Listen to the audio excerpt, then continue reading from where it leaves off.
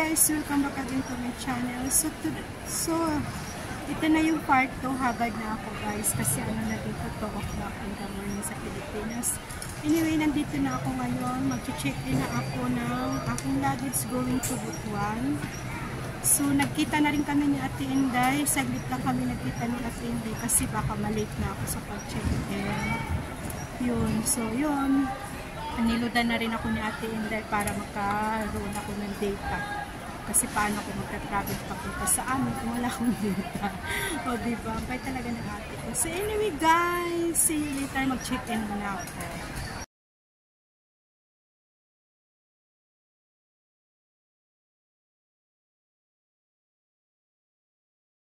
So guys, tapos na ako mag-check-in. Madali lang ang pag-check-in ko kasi inano na ako ng aking travel agent, naka-ano na ng boarding pass, binigyan ako ng boarding pass. So, madali na lang ako nakapag-check-in kasi may boarding pass na ako. So, nandito na ako sa queue para papasok. Papasok na dun sa ano, sa gate. Hagard na ako, gutom pa. So, yun, gutom na naman ako guys. Di bale, may mga food court naman doon. Yun. So, yan. Update ko na lang kayo guys later. So, ayun guys, nakalabas na ako doon sa pag-check. Check ng mga luggage ko. So, tawag ko.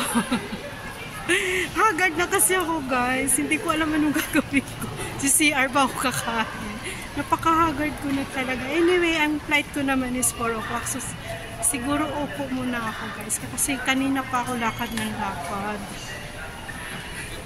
First time ko kasi mag-flight ngayon na direct talaga sa amin, kaya medyo hindi sanay ang katawan ko kasi usually pag ako umuwi ng Pilipinas, nag-stay muna ako ng Manila for how many days bago ako mag-flight papuntang Butuan. Kasi sa Butuan, sasakay pa ako ng van for maglaland travel pa rin ako ng 4 to 5 hours, parang ganun. So, ayan. Panay nga ang monitor ng tatay ko. Nasaan ka na ni? Nasaan ka na ni? Sabi ko, tatay, wag mo muna akong tawagan kasi nahihirapan ako talaga. Sa totoo lang, nahihirapan ako ngayon ng travel. Ito ang pinakamahirap na travel na nangyari sa akin.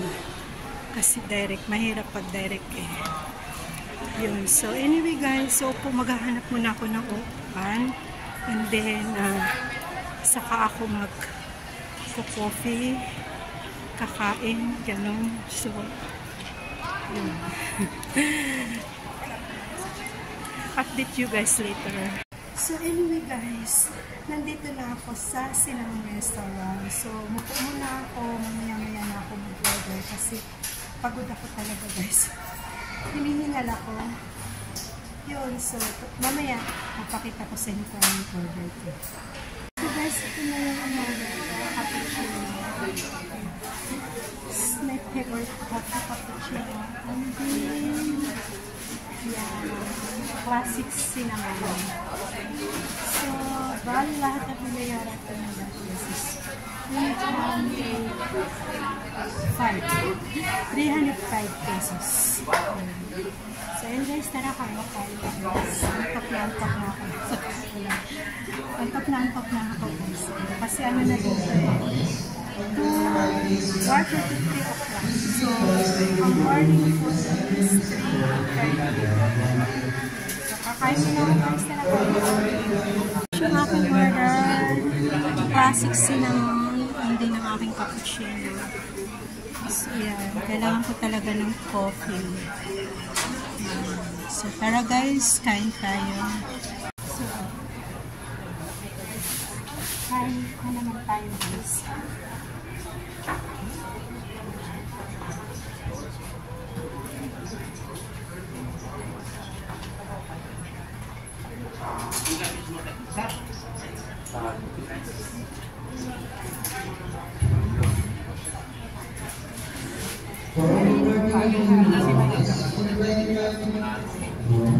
Please be advised that your boarding gate is at door 3 on the Ang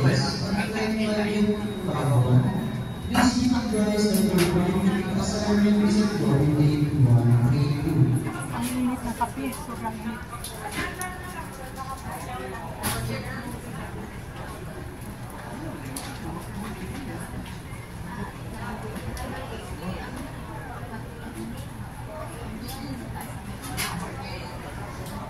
Ang sarap yung yung classic silang noodles.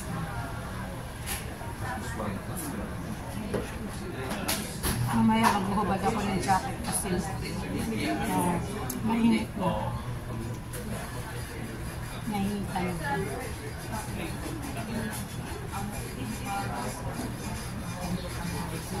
Parang ang suot ko kasi tatlong patong. Malamig pa rin sa akin kaya tatlong patong ko. Ito lang naman ko galing ko.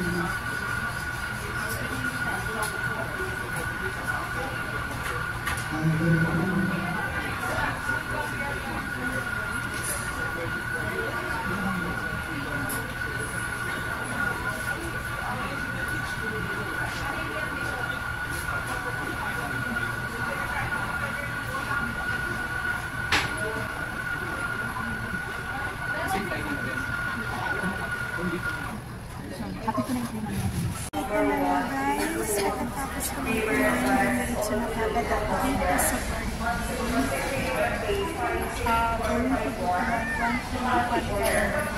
so makapili na ko. Ang mata ko talaga ay gusto na tayo. Kaso lang hindi ko. Basta i-edit ako sa atin. So yun guys, update ko ulit kayo anong gamit ko. Tao na nagagamit tayo. So nandito na ako sa airport bus. Papunta rin na airport sa Cebu Pacific. So 4 o'clock in the morning. Nandito sa Pilipinas. So flight kasi is 4:20. So papunta na kami na airport. Wala na akong boses guys. So, continuous lang. Nakikita ko na yung partner ko. There's a people na. So, pamabalag namin sa bus. Ayan yung birthday na sasakyan ko.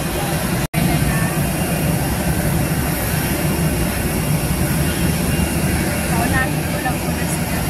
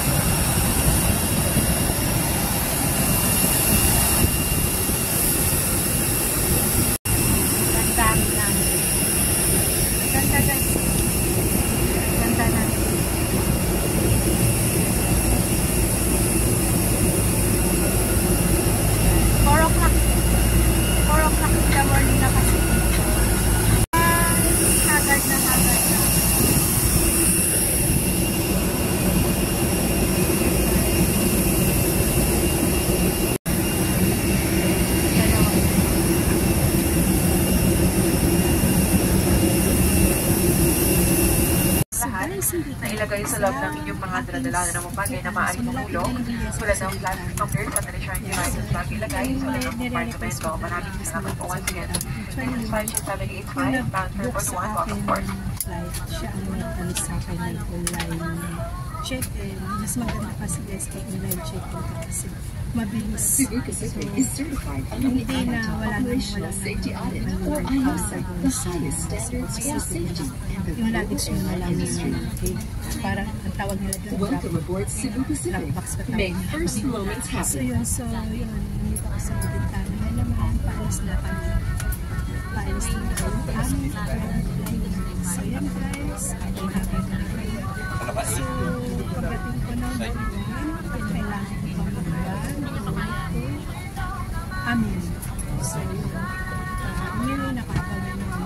Alam na ni tatay na ngayon ako darating kasi nagtatalo sila sa kung saan ako tutulog. So nalaman ni tatay kung saan ako, kung kailan ako darating. Choice nila. Nagtatalo sila kung saan ako tutulog. So yun. Tatampo si tatay pag hindi ako sa kanya tumuloy. So sa kanya na lang ako tumuloy. Sa kanya ako tutuloy. Hindi nila doon sa pinsan ko. Kasi naalala nga na ang ko yung CR.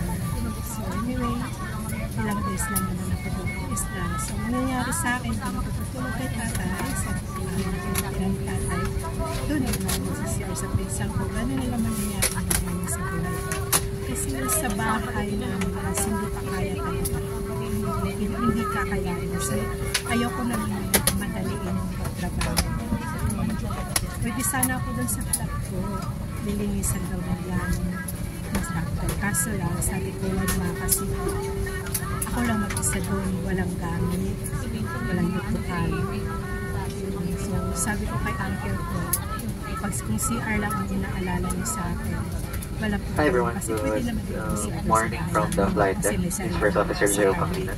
Hindi naman kasama sa Sun. Board flight J785 bound for Butwan. Our flight time is approximately 1 hour and 10 minutes and reach up climb to increasing altitude of 37,000 feet.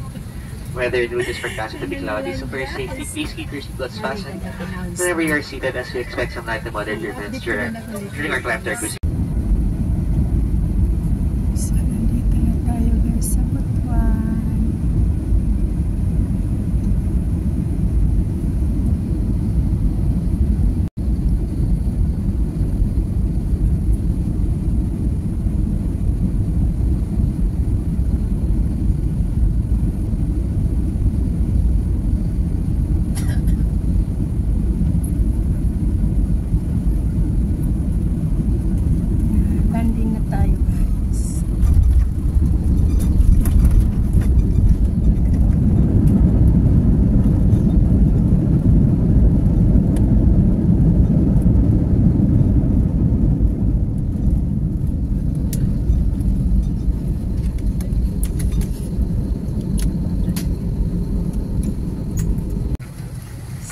Nakalanding na tayo dito sa Butwan City. Happy na talaga ako guys. Happy na nakakaroon sa Butwan. So, iniwan kung in-case na lang. Ilang oras na lang. Another 4 hours through land of the Pasay. So, update ko kayo guys.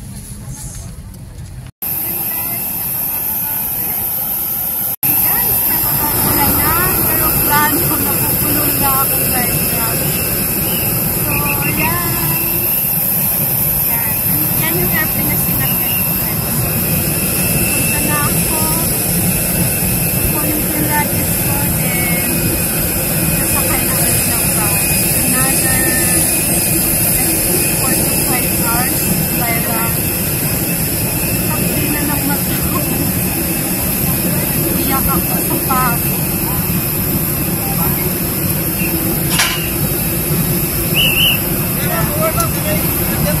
Sobrang pagod guys. But anyway, para naman ginagawa ko ito para sa father. Alam na ng tatay ko na ngayon ako panay na ang tawag sa sana daw ako sa so yan na guys sa